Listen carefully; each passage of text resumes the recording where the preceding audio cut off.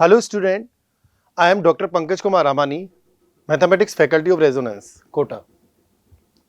I am going to represent memory based paper solution of mathematics 31st January 2024 shift 2. The first question is from trigonometric equation. इस question में लिखा हुआ है the number of solutions of the equation e raised to power sin x minus 2 e raised to power minus sin x equal to 2. तो first of all we let e raised to power sin x equal to t.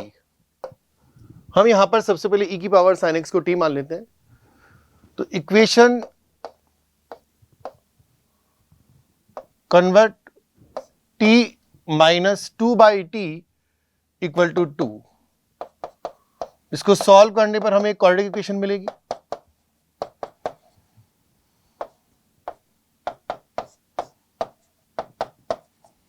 और वहां से जब हम solve करेंगे तो हमें t की 2 वैल्यूज मिलेंगी 1 प्लस माइनस रूट 3.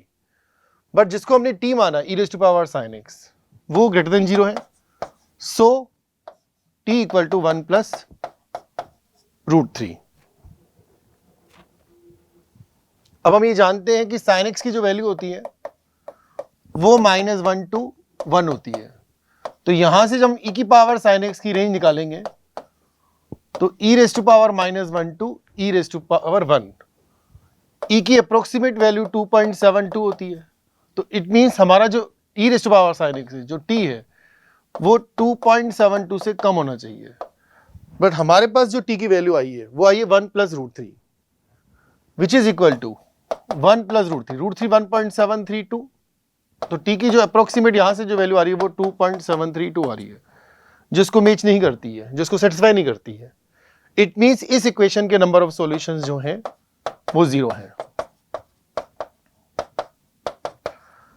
तो इस क्वेश्चन का जो आंसर हुआ वो हुआ second option. Second option is correct option. अब हम नेक्स्ट क्वेश्चन की तरफ बढ़ते हैं. Next question is from inverse trigonometric equation. यहां पर a जो है इनवर्स ट्रिग्नोमेट्रिक फंक्शन, तो a की वैल्यू गिवन है sin इनवर्स sin 5. अब हमें इसको फाइंड करने के लिए sin इनवर्स sin x का ग्राफ बनाना है. तो हम जानते हैं कि sin इनवर्स sin x का जो ग्राफ है वो -π/2 से π/2 में y इक्वल टू x की तरह बिहेव करता है. फिर π/2 से 3π/2 में पाई माइनस x, और फिर 3π/2 से 5π/2 में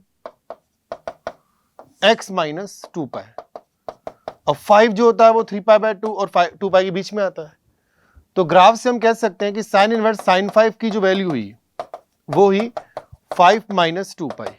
a equal to 5 minus 2π.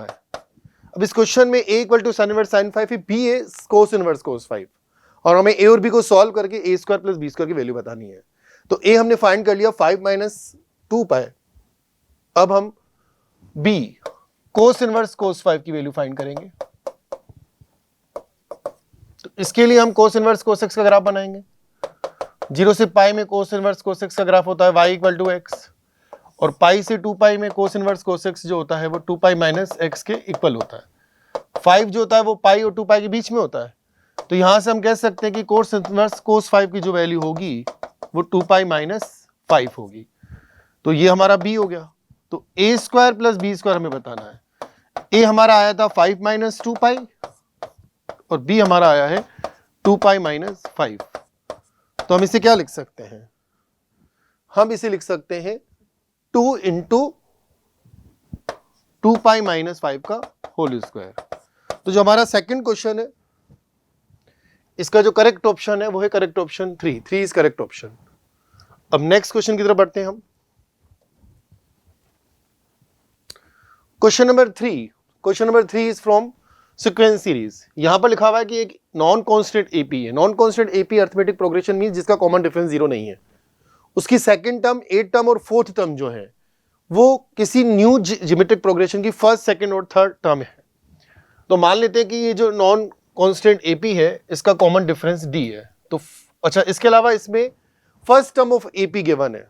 Which is 1, तो सेकेंड टर्म जो एपी की हुई वो ही 1 प्लस डी, एथ टर्म जो हुई वो ही 1 प्लस 7d, और जो 44th टर्म हुई वो ही 1 प्लस 43d। और ये जो एपी की 3 टर्म्स है, second term, th term and 44 term, ये किसी जीपी की फर्स्ट सेकेंड थर्ड टर्म है। इट मीन्स ये तीनों टर्म जीपी में है, और अगर 3 नंबर जीपी में होते हैं तो सेकेंड टर्म का square equal to product of first and third term. जब हम इसको सिंप्लीफाई करेंगे तो 49d square minus 43d square 6d square, और यहां पर आएगा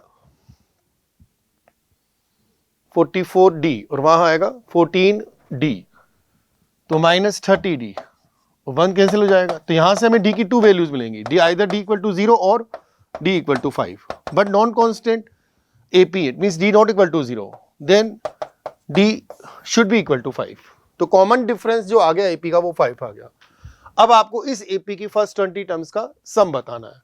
तो sum of first 20 terms equal to 20/2 n/2 bracket 2a, a is 1 plus n minus 1, n is 20, तो 20 minus 1 is 19 and common difference into d which is equal to 5. तो 95 plus 2, 97 into 10, 970। तो इस question का जो आंसर है वो है 970। Next question, next question basically limit और फंक्शन का मिक्स क्वेश्चन है, लिमिट से पर ही बेस्ड है कि यहां पर एक फंक्शन है R2 पॉजिटिव रियल नंबर्स और वो एक इंक्रीजिंग फंक्शन है, और limit extends to infinite f of 7x upon f of x equal to 1 given है, और हमें f of 5x upon fx minus 1 के इंटीग्रल पार्ट पर limit extends to infinite find out करना है। तो सबसे पहले क्योंकि फंक्शन इंक्रीजिंग फंक्शन है और x अगर हम पॉजिटिव कंसीडर करते हैं तो पॉजिटिव x के लिए हम जानते हैं कि x और 5x और 7x, इन तीनों में सबसे बड़ा 7x होगा और सबसे छोटा x होगा। फंक्शन इंक्रीजिंग फंक्शन है तो f of x जो होगा वो f of 5x से छोटा या इक्वल, तो ये इस तरह से fx, f of 5x और f of 7x में रिलेशन आएंगी। अब हम इन तीनों में क्या करते हैं, fx का डिवाइड कर देते हैं, क्योंकि fx की रेंज पॉजिटिव रियल नंबर है तो डिवाइड करने पर साइन चेंज नहीं होगा। तो हमने यहां पर डिवाइड कर दिया तो हमारे पास ये इनइक्वालिटी आ गई। अब हम सैंडविच थ्योरम से कह सकते हैं, यहां पर क्या है कि ये यहां 1 लिखा हुआ है और इस फंक्शन के लिए जो ये हमारे पास f of 7x by fx है, अगर हम इसमें लिमिट एक्सटेंड्स टू इनफाइनाइट लगाते हैं तो ये 1 गिवन है। तो हम जानते हैं सैंडविच थ्योरम से कि अगर कोई फंक्शन fx टू फंक्शंस की मिडिल में है और जो फर्स्ट फंक्शन और जो लोअर फंक्शन और अपर फंक्शन की लिमिट किसी x टेंड्स टू के केस में सेम आती है तो बीच वाले की फंक्शन की लिमिट भी वही हो जाएगी। तो हम ये कह सकते हैं कि limit x tends to infinite f of 5x by fx ये 1 है। अब यहां पर इससे ये मीनिंग निकलता है कि when x tends to infinite f of 5x upon fx tends to 1 positive, क्योंकि वो फंक्शन इंक्रीजिंग है तो ये 1 प्लस को टेंड करेगा। तो अगर इसकी वैल्यू 1 प्लस होगी तो 1 प्लस माइनस 1 करेंगे तो 0 प्लस आएगा और 0 प्लस का जो इंटीग्रल पार्ट होगा वो 0 होगा। तो इस क्वेश्चन का जो आंसर हुआ वो 0 हुआ, that is second option. Second option is correct option. अब हम क्वेश्चन नंबर 5 की तरफ चलते हैं। Next question is from area under curve. यहां पर हमारे पास दो कर्व, एक अपवर्ड पैराबोला और एक डाउनवर्ड पैराबोला, और इन दोनों के बीच में हमें एरिया फाइंड करना है। तो अगर हम इनको प्लॉट करें, जो फर्स्ट अपवर्ड पैराबोला है इसका वर्टेक्स 4,0 है, एक्स एक्सिस को टच करता है ये parabola. Second parabola y equal to 4x minus x square is downward parabola. इसके एक्स एक्सिस के जो पॉइंट है वो 0,0 और 4,0 है। दोनों ही पैराबोला की इक्वेशंस को अगर हम सॉल्व करें, x minus 4 whole square equal to 12x minus 3x square, तो 4x square minus 8 minus 20x plus 16, 4 common and cancel out. तो यहां से हमें x की 2 वैल्यूज मिलती है, 1 और 4। इट मींस इनके जो इंटरसेक्शन पॉइंट है, एक पर जो x की वैल्यू है वो है 1 है और एक 4 है। तो हमें ये वाला एरिया निकालना है, area between these two curves. तो ये डेफिनेट इंटीग्रेशन से क्या होगा, लिमिट लगेंगी x की 1 to 4, y1 minus y2। y1 कहां से आएगा, ऊपर वाला पैराबोला जो डाउनवर्ड पैराबोला है वहां से, ये y1 है। और ये y2 है, तो y1 होगा आपका यहां से 4x minus x square, 4x minus x square, और y2 होगा आपका x minus 4 whole square by 3।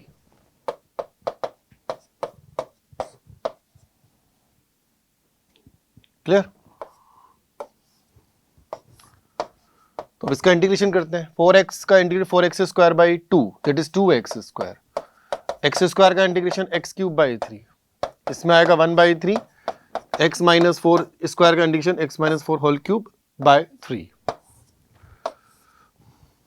एक बार हम 4 रख देते हैं, 4 इज 16 टू जा 32 माइनस 64/3, 4 यहाँ रखेंगे तो 0, फिर माइनस 1 रख दीजिए, 2 माइनस 1/3, 1 माइनस 4 माइनस 3 का cube plus 27/9 plus 3।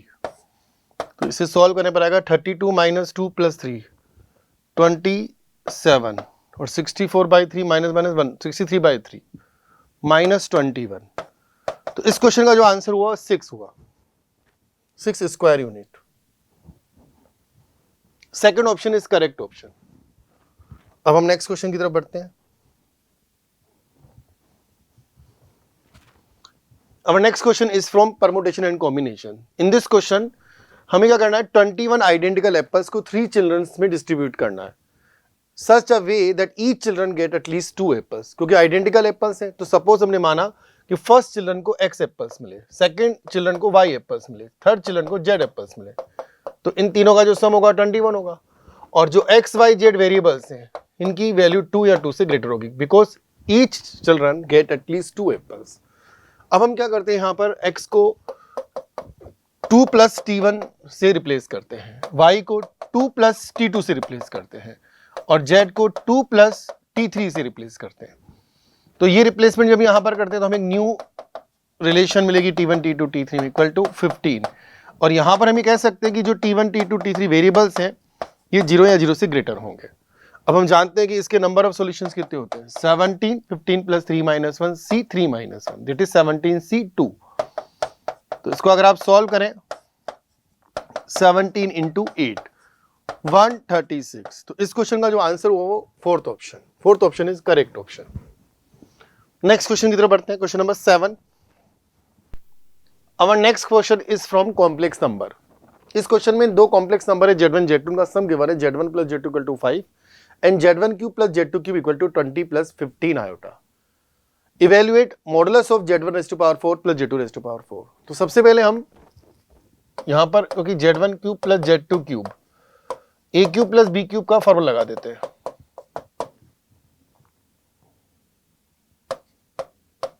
z1 plus z1 plus square plus z2 square minus z1 z2, जिसको हम लिख सकते हैं z1 प्लस z2 का whole square minus 3 times of z1 z2।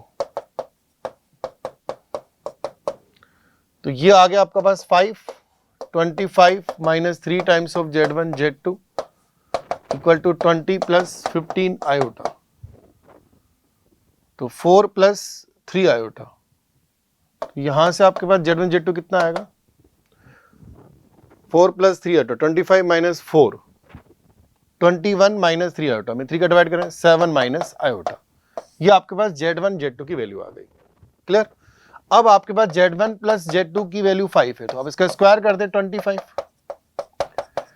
तो वो हो जाएगा z1 square plus z2 square plus 2 times of z1 z2 which is equal to 14 minus 2 iota. तो यहां से आपके पास z1 square plus z2 square की वैल्यू कितनी आ गई, 11 प्लस 2 आयोटा। ओके, अब आप इसका फिर स्क्वायर कर दें, z1 square plus z2 square whole square, तो यहां होगा आपका 121 माइनस 4 117 प्लस 44 आयोटा। इसको ओपन करते हैं, z1 की पावर 4 प्लस z2 की power 4 plus 2 times of z1 z2 का स्क्वायर। अब z1 z2 के लिए 7 माइनस आयोटा है, तो उसका स्क्वायर और equal to 117 plus 44 iota. Clear? अब इसको ओपन करें आप, z1 power 4 plus z2 power 4 plus 2 times of 49 plus iota square 48 minus 14 iota, 117 plus 44 iota. तो यहां से आपके पास Z1 पावर 4 Z2 पावर 4 कितना आ गया 117 माइनस 96 21 प्लस 28 44 और 28 कितना हुआ 72 आयोटा। क्लियर। अब आपको इसका मॉडुलस निकालना है, तो वो हो गया 21 का स्क्वायर प्लस 72 का स्क्वायर। जब आप इसको सिंप्लीफाई करेंगे तो ये जो वैल्यू आएगा वो 75 आएगा। इस क्वेश्चन का आंसर है 75, इंटीजर टाइप है ये। Next question, Our next question is from matrix and determinant। यहां पर एक मैट्रिक्स A मैट्रिक्स है 3 into 3 ऑर्डर की, उसका डिटरमिनेंट वैल्यू गिवन है 2 and determinant of adjoint adjoint adjoint of adjoint ये 2024 टाइम्स है। इसका जो डिटरमिनेंट वैल्यू उसको n से रिप्रेजेंट किया गया है। तो first of all we have to find n and then find the remainder when n is divisible by 9। तो पहले हमें n निकालना होगा। हम ही जानते हैं कि एडजॉइंट का जो determinant of adjoint A is nothing but determinant raised to power determinant A raised to power n minus 1 where n is order of determinant। तो यहां पर जब हम जैसे एडजॉइंट A का डिटरमिनेंट निकालेंगे तो वो डिटरमिनेंट का पावर 2 आएगा। अब जैसे ये तो एक बार एडजॉइंट ऑफ एडजॉइंट निकालेंगे। क्लियर। तो ये कितना आएगा, ये आएगा पहले एडजॉइंट की पावर एडजॉइंट डिटरमिनेंट पावर 2 और फिर उसमें आएगा ये पावर 2 टाइम्स आ जाएगा। तो इस तरीके से जब ये 24 टाइम्स की बात करेंगे, जो हमारा क्वेश्चन है जिसको हमने n से रिप्रेजेंट किया n, जिसमें ये 2024 टाइम्स है। क्लियर। तो ये कितना होगा 2 टाइम्स से 2 स्क्वायर आ गया, तो ये इसकी पावर आ जाएगी 2 रेज़ टू पावर 2024। तो ये जो पावर है 2024, इस नंबर को मैंने क्या कहा, सपोज इसको मैं लिख सकता हूं 4 रेज़ टू पावर 1012 और इसको मैं लिख सकता हूं 3 + 1 रेज़ टू पावर 1012। तो जब इसको एक्सपेंड करेंगे बाइनोमियल थ्योरम से, बाइनोमियल थ्योरम का भी इसमें बहुत बड़ा रोल है, तो ये आएगा 3k + 1 टाइप नंबर है ना। अब इसकी जो 3k + 1 टाइप, इसमें k जो होगा वो ओड होगा। रीजन, सपोज आपने मान भी लिया कि इवन है, अगर k इवन है तो ये नंबर ओड हो जाएगा फिर, और ये नंबर ओड है नहीं क्योंकि 2 की पावर 2024 है। तो हम कह सकते हैं कि 2 raise to power 2024 is can be represent 3k + 1 where k is odd integer. Odd natural number भी ले सकते हो आप, नेचुरल नंबर है। क्लियर। तो हमने इसको 3k + 1 मान लिया। तो आपका जो n है वो n क्या हो गया, डिटरमिनेंट की पावर 2024, ये डिटरमिनेंट 2, तो 2 की पावर 3k + 1, n हो गया आपका 2 रेज़ टू पावर 3k + 1। इसको हम लिख सकते हैं इस तरीके से, लिख सकते हैं 2 × 8 की पावर k, और हम इसको लिख सकते हैं 9 - 1 की पावर k। जब इसको एक्सपेंड करेंगे तो सारी जो लास्ट टर्म को छोड़ के जो सभी टर्म्स होंगी वो 9 के मल्टीपल होंगी, तो 9 लैम्डा, और लास्ट टर्म आएगी -1 की पावर k, सी के -1 की पावर k, वो -1 हो जाएगी। तो अब हम -1 हो जाएगी, तो ये 18k - 2 हो गया, और हमें इसमें डिवाइड करना है 9 का, तो रिमाइंडर क्या होगा। तो हम इसे कैसे लिख सकते हैं 18 लैम्डा - 2 को, 18 लैम्डा में से एक 18 कम कर दो है ना, मतलब इस तरह से नया फॉर्म हो गया, और प्लस 18 और ये तो 16, और 16 को क्या लिख सकते हो आप 9 + 7, तो आपका रिमाइंडर क्या हो गया 7 हो गया। Clear. Fourth option is correct option, 7 answer. Next question is from probability. इसमें बताया गया कि एक 22 कॉइन है, नॉर्मल कॉइन जो होते हैं वो हेड और टेल को इक्वली रिजल्ट उसका देते हैं, मतलब उनके एक हेड और टेल आने की प्रोबेबिलिटी इक्वल होती है, बट ये 22 कॉइन है जिसमें कि हेड आने की जो प्रोबेबिलिटी है as compare to tail twice है। तो माना कि हेड आने की जो प्रोबेबिलिटी है वो p है और टेल आने की जो प्रोबेबिलिटी है वो q है। अब p + q 1 होगा, इसके अलावा क्या है, p जो है वो q का क्या है, डबल है।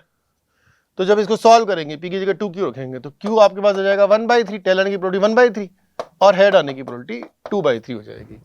अब उस कॉइन को हमने 3 टाइम्स टॉस किया, तो 3 टाइम्स अगर हम उसको टॉस करते हैं और हम चाहते हैं कि 2 टाइम्स टेल आए, तो प्रोबेबिलिटी क्या होगी 3c2, 2 टाइम्स टेल है, टेल आने की प्रोबेबिलिटी q, तो q की पावर 2, p की पावर 1, बाइनोमियल प्रोबेबिलिटी डिस्ट्रीब्यूशन है ये, 3c2 q² p की पावर 1, q क्या है 1/3 का होल स्क्वायर इंटू 2/3 की पावर 1, तो ये कितना हो गया 2 और 3³ इंटू 3, तो 3/3³ 3² 9, 2/9, इसका आंसर है 2/9।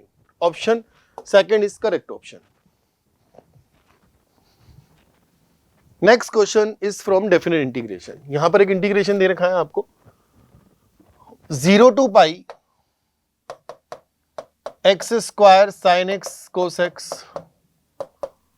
Upon sine x raise to power 4 plus cos x raise to power 4। पहले तो हम ये इंटीग्रेशन फाइंड कर लेते हैं। सबसे पहले तो हम इसमें प्रॉपर्टी नंबर किंग प्रॉपर्टी हम कहते हैं कि p of a to b, ये प्रॉपर्टी है p of a to b f x d x equal to a to b f of a plus b minus x d x. ये property apply करते हैं इसमें। तो जैसे हम इसको इंटीग्रेशन को आई मान लेते हैं सपोज, और फिर हम इसमें प्रॉपर्टी अप्लाई करते हैं, तो x को हम पाई माइनस एक्स से रिप्लेस कर देते हैं।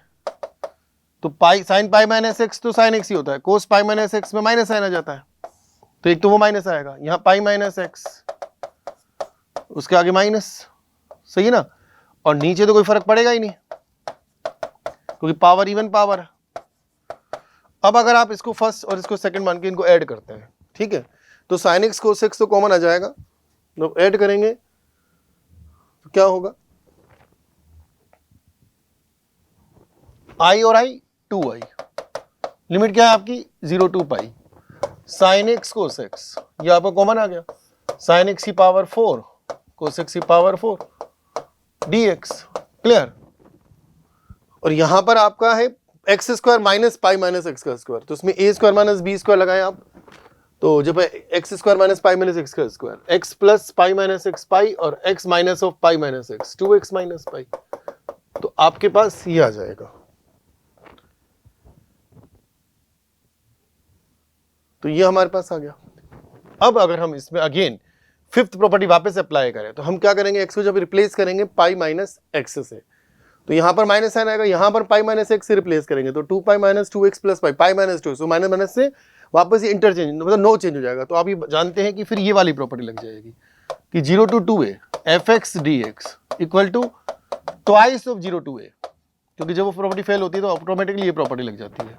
कि ये प्रॉपर्टी कब लगती है, जब f of 2a minus x equal to f x होता है ना, तो वही प्रॉपर्टी यहां पर लगेगी। तो यहां पे से लिमिट में से यहाँ a by 2 twice 0 to 2a, ये 2a का रोल प्ले कर रहा है, तो 2i क्या हो गया आपका 2, और ये पाई बाहर ले लेते हैं पाई, अब 0 to pi by 2, clear, 2x minus pi into sine x d x, sine x cos x upon sine x की पावर 4 प्लस कोस एक्स की power 4 into d x, clear. तो ये प्रॉपर्टी 2 से 2 हम कैंसिल आउट कर देते हैं।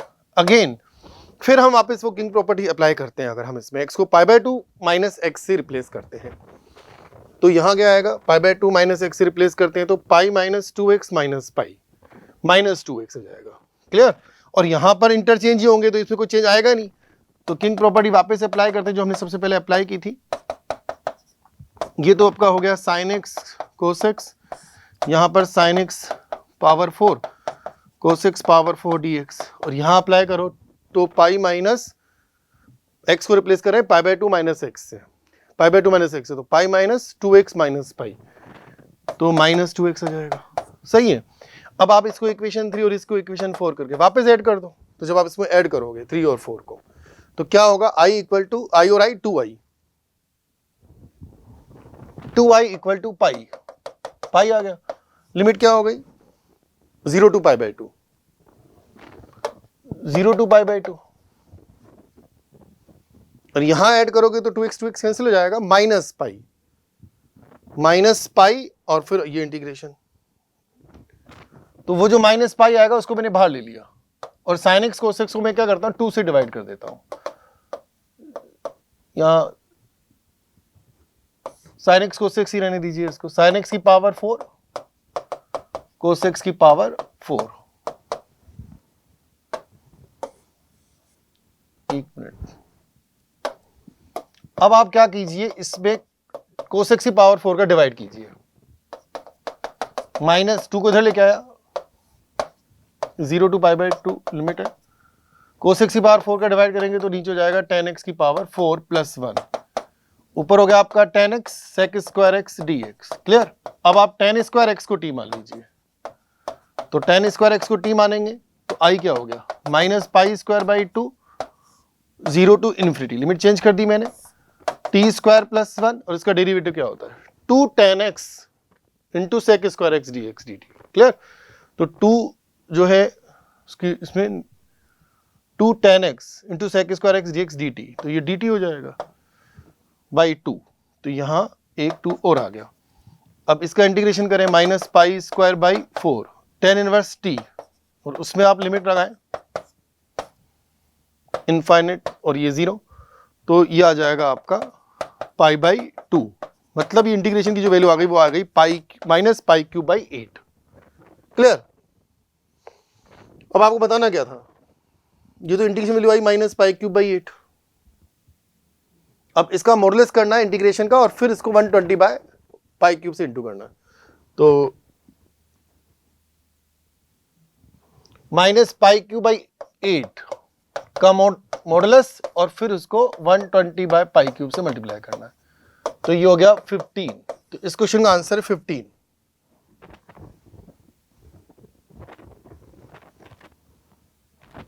15। Is correct answer. Okay, अच्छा क्वेश्चन है काफी। अब हम नेक्स्ट क्वेश्चन की तरफ बढ़ते हैं।